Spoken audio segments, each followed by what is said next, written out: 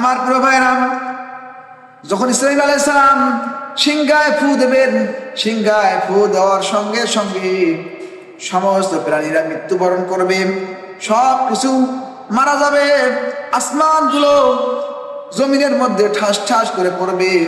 আমার আল্লাহ তাআলা বলেন, ইজা জুলজিলাতিল আরদু জিলজালাহা, পৃথিবীটা কম্পনে প্রকম্পিত হবে, পৃথিবীতে থরথর থরথর করে কাঁপবে।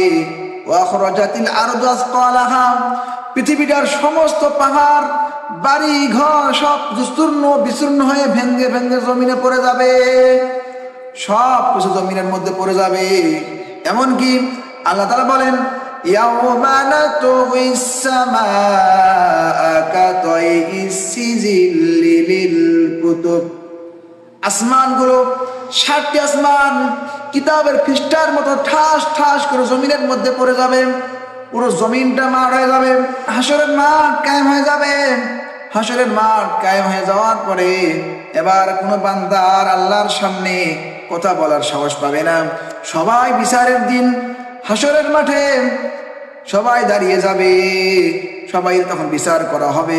এবার আল্লাহ তাআলা বলবেন, লিমানিল মুলকুল ইয়াউম,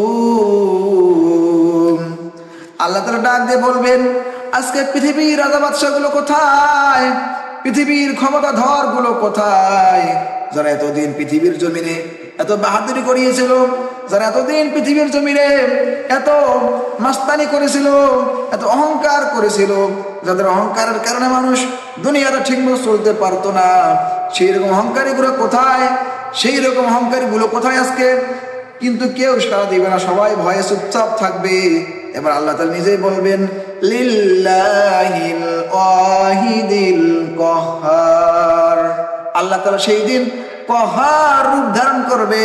আল্লাহ তাআলা তো রাগান্বিত হবেন, আল্লাহ তাআলা রাগান্বিত হওয়ার কারণে আল্লাহ তাআলার সামনে কোনো নবীরাও কথা বলার পর্যন্ত সাহস পাবে না।